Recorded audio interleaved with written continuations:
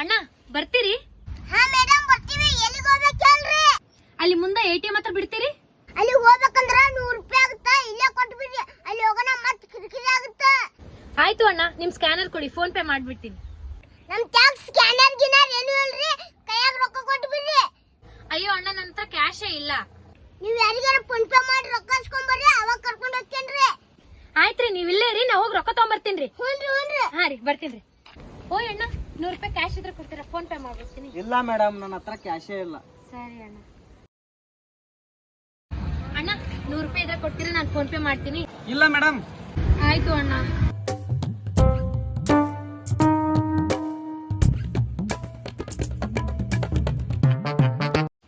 ತಗೊಳ್ಳಿ ಅಣ್ಣ 100 ರೂಪಾಯಿ.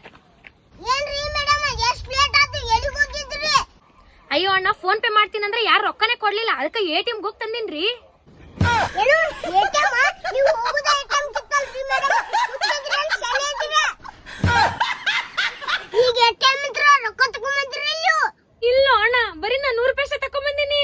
ಬಾ ಬಾರವ, ಸುಮ್ಮನೆ ಹತ್ತು ಬಾ, ನೀನು ಬಿಡ್ತೀನಿ ನಾನು. ಆಯ್ತಣ್ಣ.